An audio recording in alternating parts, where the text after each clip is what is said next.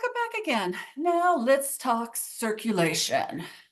Okay, so as we learned before, the right side of the heart is sending deoxygenated blood to the lungs, whereas the left side of the heart is receiving oxygenated blood from the lungs and sending it to the body. Now that blood, once it goes to the body, drops off the oxygen, and then that deoxygenated blood will return back to the heart on the right side because it's only the right side that's going to go to the to the lungs to pick up oxygen. So that gives us two different blood pathways. The pulmonary circulation is to and from the lungs. So it will start in the right ventricle, go to the lungs, and end in the left atrium. And the systemic circulation goes to all the organ systems. So it will start in the left ventricle, go to the body, all those other organ systems, and then return back in the right atrium. So by now you should be able to do a pathway through the heart and understand that the deoxygenated blood is going to be in the chambers on the right side of the heart, and the blood vessels coming in and leaving the right side of the heart, whereas the oxygenated blood is going to be in the chambers on the left side of the heart, and the blood vessels entering and exiting from the left side of the heart. And of course, you would need to know the names of all those chambers and blood vessels. So let's go through that pulmonary circulation and look at this one. And the first thing that happens is like people say, oh, I remember their pulmonary means lungs. And so you would look here and you would say, red, pulmonary artery, blue, pulmonary vein. And I go, no, remember, artery means going away from the heart and vein means going towards the heart. And arteries are leaving the heart, going to the lungs to pick up oxygen. So the pulmonary artery is deoxygenated blood. So it's going to be blue. So we're going to leave the right ventricle with deoxygenated blood, go exit through the pulmonary trunk right here. Blood will then travel into the right or the left pulmonary artery. If it's in the right pulmonary artery, it goes to the right lung. If it's in the left pulmonary artery, it goes in the left lung. Whichever lung it's in, it's then going to go through the capillary bed where it will drop off carbon dioxide and pick up oxygen. And then it will leave that appropriate lung either in the right or the left pulmonary veins. And then those veins will enter the heart in the left atrium. So that's the pulmonary circulation. So not only does the pulmonary artery contain deoxygenated blood, the pulmonary vein in red, it is a vein, it is carrying oxygenated blood. So please get that. If it's red, it must be an artery out of your brain. Looking at the systemic circulation, it's a bit more complicated because we have 60,000 miles of arteries and veins in our bodies. But as you can see, I talked about companion arteries and veins. And so you can see for most of it, where we have an artery, we're going to have veins. The difference in our extremities is we have superficial and deep veins, whereas we only have one set of arteries. And then in our abdomen, we have something special for veins, which I am going to talk about last in this video. So let's talk first about the circulation to the heart, which is part of the systemic circulation. And when I'm talking about circulation to the heart, I'm not talking about the blood vessels dumping blood into and out of the chambers of the heart. I'm talking about how does the heart muscle itself get blood? You know, because that muscle, it needs oxygen and it's not going to get it in that half of a second while the blood is traveling through, because that muscle, you know, can be half an inch thick on the left side. So the myocardial blood vessels, the arteries are called coronary arteries, and This is the aortic valve. And if you look at the cusp of the aortic valve, we are like 2 millimeters out of the heart, and there are the openings for the right and left coronary arteries.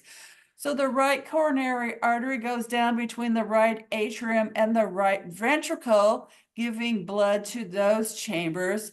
And then the left coronary artery comes out and divides and has a big blood vessel that goes down the front of the heart to give lots of blood to this part of the left ventricle. And another branch goes around to the backside to give blood to the backside of the left ventricle.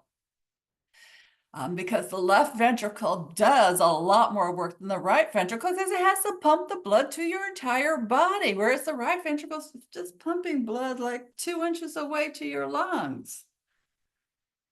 So coronary arteries, but then we have veins that are draining the blood from the heart muscle itself after the oxygen's dropped out. You know, on the other side of the capillary bed, we have venules, which are going to go to veins, but they're not called coronary veins.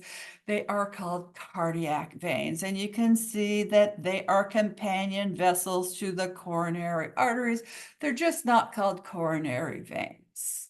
All right. So different terms, but they are companion vessels. So those cardiac veins are going to be dropping their blood into the right atrium because that's where all that deoxygenated blood is going to go. Then we have two very large blood vessels that are also going to be returning blood to the right atrium. Returning blood from above the level of the heart is something called the superior vena cava. So your heart sits here. So above it would be your head, your neck, and your right and your left upper extremities. So all the blood from there is going to enter through what's called the superior vena cava. So this over here is a blood vessel coming from your left upper extremity. This is blood coming from your right upper extremity and from your head, and it's going to come right down here into the right atrium. Whereas all the blood from below the diaphragm, so both of your lower extremities plus the pelvis, that is going to enter here through the inferior vena cava. So there's two large openings in the right atrium. So all the venous return to the heart is in the right atrium. That's where all the deoxygenated blood gets returned. So now you have a blood flow pathway without the blue and the red, even though it has a lot of things labeled for you to help you, but it doesn't have, oh, it does have the valves labeled to help you as well. So see if you can work your way through the pathways. You are going to need to know your pathways without a cheat sheet by the time you have the test. So keep on working on it. Okay.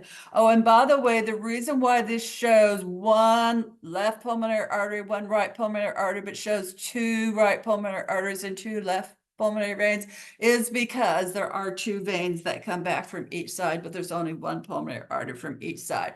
But you don't have to worry about talking about one or two. You can just do artery and vein in the single form, and you're going to be fine.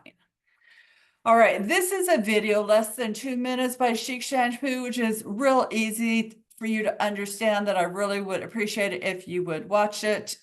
If you're in my class on Canvas, I will have it embedded and you can just watch it right there. But otherwise, here is the link. Now, as promised, here is that thing in the abdomen that I wanted to talk about, and that is the hepatic portal system. So if you have the endocrine system, you know we already talked about a portal system that was in the brain. So to refresh your memory, a portal system is when veins that drain an organ, instead of those veins, that venous blood going all the way back to the heart before it goes out to another organ, that venous blood goes directly to another organ first. So we had it in the brain because we had hormones from the hypothalamus that went directly to the pituitary gland, which was like 3 millimeters away. So it didn't have to go from the hypothalamus to the heart and then back up to the pituitary gland.